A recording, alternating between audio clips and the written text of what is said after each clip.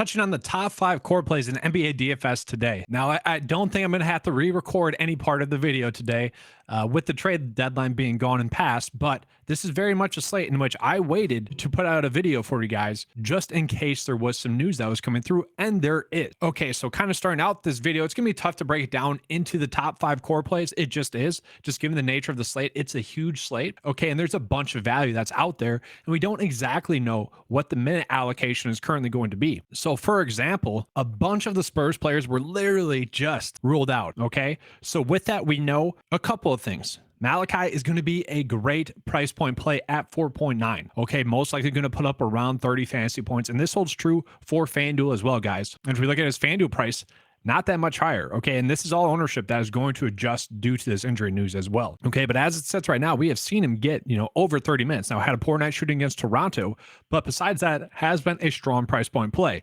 So in a sense, like, he is going to be one of the Spurs core plays that we're going to be targeting. Okay, with that, someone like Zach Collins is most likely going to be extreme chalk. And now part of the reason why that is because their backup center, Charles Bassey, is now down with the G League. That was confirmed today. Okay, I just looked it up on Twitter. Okay, so he's down. So really, that's going to leave them with a couple of bigs. And I think Isaiah Roby at his price point as well could be a strong kind of value price point play at the minimum price. If we can get 25 minutes out of him or so, which with all the players out for the Spurs, I think is a likely scenario. Okay, so he is someone that is around a point per minute player, not exactly, but if we can get around 20, maybe 18 DK points at 3K, we would take that. Okay, and so continuing on, like, we got to know the news on Devontae Graham. Is he going to play a lot of minutes? If we knew he was playing 30 minutes, he would be a core play. He would just be probably the top play on the board tonight. We don't know that.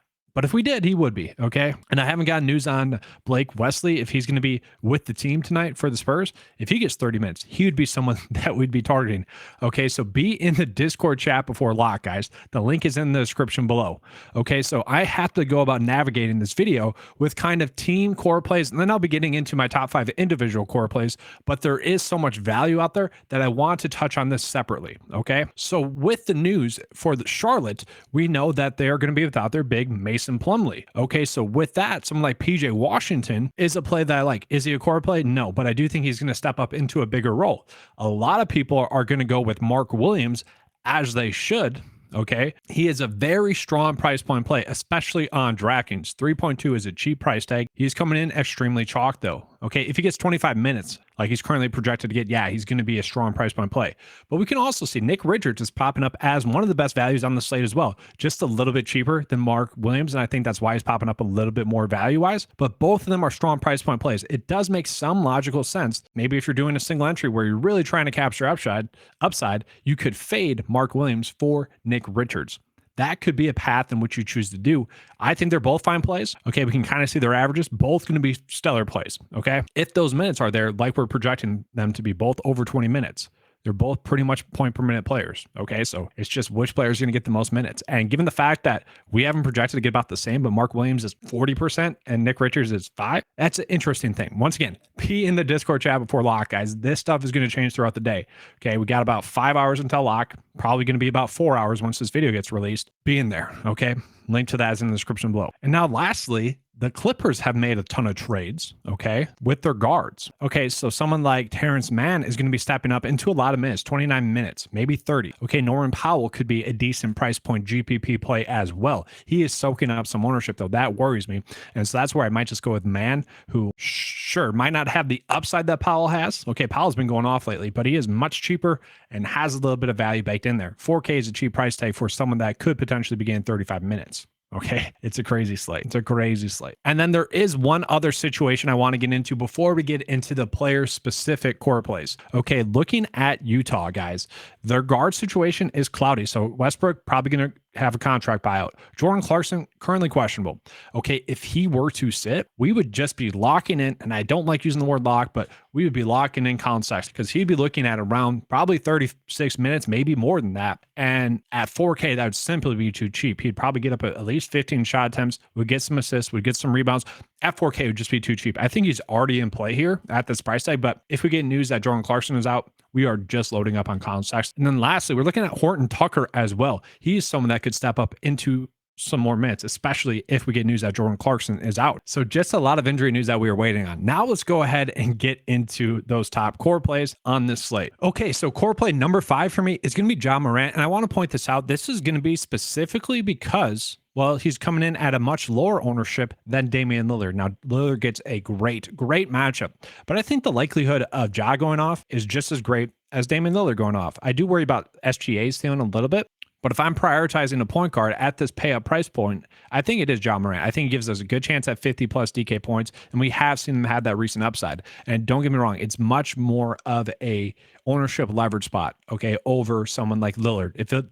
If this was flip-flopped, I'd be on Lillard, okay? I want to make that clear. So if we see this change throughout the day, I could see making that adjustment. But in a slate in which there's going to be extreme chalk, I do think we need to try to find some strong ownership leverage. And so I think the ceiling is going to be the same for both of them. I want to go with Morant instead then. The news on him lately has been weird, though, okay? Just, I don't know. that gets me slightly worried. And so just as an FYI, all those values that I touched on prior, I'm treating as really strong plays, especially like Mark Williams, Nick Richard, okay? Also, like Zach Collins. Like, I think we kind of need to be locking in at least Mark Williams and Collins for now, and then we'll adjust as we need to. And then same thing with some of the Spurs players.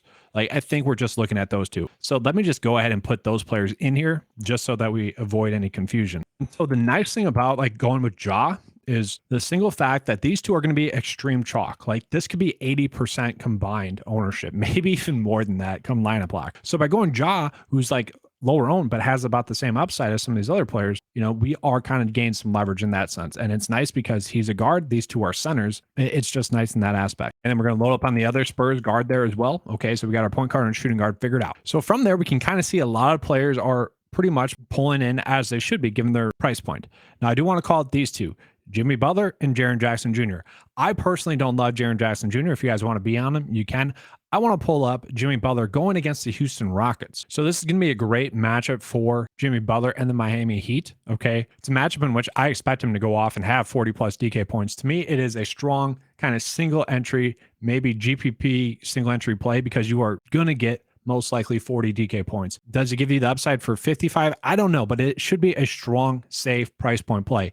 If we can find a similar play as the day progresses where we are getting the same safety and upside, sure, we can adjust. But for now, Jimmy Butler at that power forward spot at 8.4 is highly appealing. And you can get away with playing him on Fanduel as well. Okay, so it's both a play that you can play at both spots. And that's something I didn't make clear, like Ja cheaper on Fanduel, still pretty low on there. You could easily play him there as well. And I do see Colin Sexton as my core play number 3 on the site. I kind of mentioned it already. If we get news that Jordan Clarkson is out, easy comes number 1 then at that point. Given their kind of situation right now where they trade away Mike Conley, he's going to step up into that Mike Conley type role where Conley was getting around 30 minutes. If we get Colin Sexton getting 30 minutes or so, that's highly appealing to me. Okay, the usage is going to be there for him. Okay, and if we get news that Jordan Clarkson is out, it's going to be tough to avoid him. He is someone I expect to put up around 25 DK points if he gets around 25 minutes. Okay, I think he's going to be a point per minute player. So this is much more a play based off of the minutes. And if the minutes are there, should be a strong price point play. And so the biggest issue that you guys are going to see on this slate for me is that my 2 favorite plays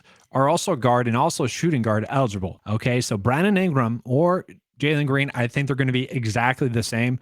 I'm going to rule Brandon Ingram as core play number 2. Okay, Ingram was extreme chalk last slate and produced. Now on this slate, strangely not chalk. Okay, 11%, and it doesn't really make any sense. Okay, sure, the game over and under could be higher, but it is a game that is projected to stay close. And maybe that's it. Maybe people are just worried about the game over and under. Maybe they're worried about the upside with him. But at 7.6, I love the safety that we're getting there. And I love the fact that we could potentially be getting 40 DK points out of him. Okay, I expect that production to continue. I mean, look at the shot attempts since he's been back. 22, 17, 20, 28, 18. Like, just highly appealing with the shot attempts. And so for me, that's going to be a player that I think we need to be going out of our way to play. The issue is that, well, where do we fit him in? Okay, that's the biggest problem. And so with Houston, it is very interesting to see what they're going to do with their backup guard minutes. Because Eric Gordon is gone, okay? What they might do, and it's kind of shown, is Tate might shift to more of a backup point guard spot. So if that occurs, he would be a very interesting play. We only have him projected to get 23 minutes, though, okay?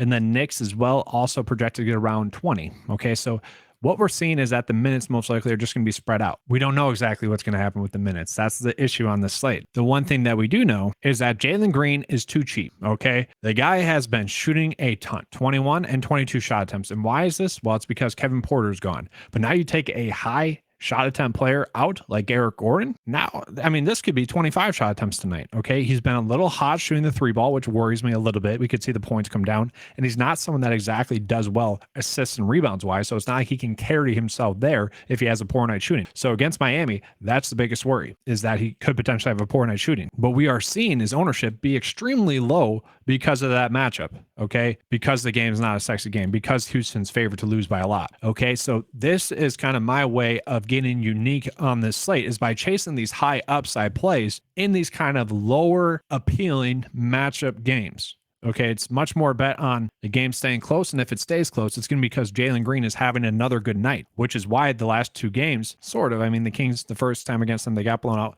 Last night, though, or 2 nights ago, he was the reason why the game stayed close.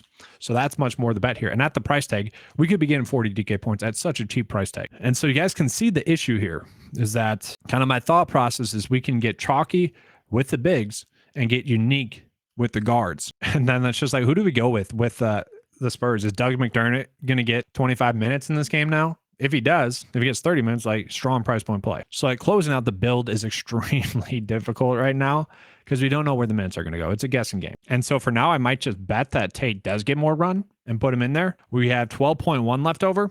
The unfortunate side here is that I'd feel pretty good if we can fit Giannis in there, and we can't. So once again, we can see the issues of this slate. It's almost like having too many good value price point plays on the slate as well is a big issue that we're having. Now, Paul George, I don't mind as well. And for now, I guess we can go Jaren Jackson Jr. Okay, I'm fine with that in this matchup. Let's plug him in. He was one of the standout price plays on the OF index. Let's go ahead and agree with that. Mobley has been a strong, consistent player. We could play him as well. So with this salary left over, where can we go? At small forward, 8.3.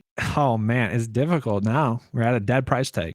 This slate's unique, guys. Oh man, Markkanen. I mean, I think this is why Powell's chalk, because he's kind of like the middleman, and there's no real great small forward play, so it does make a decent amount of sense there. Okay, we'll do this. Maybe Horton. If we get news that Clarkson is out, could go with him. I'll go with McDermott for now, assuming he does get that bump in minutes. And so like this tool will be updating throughout the night and throughout the day, as well as the lineup builder. Like this is going to be updating throughout the day. And I'm actually going to run one here for you so you can see what it's favoring. And I'm just going to try to lock in Giannis, Ingram, and Green.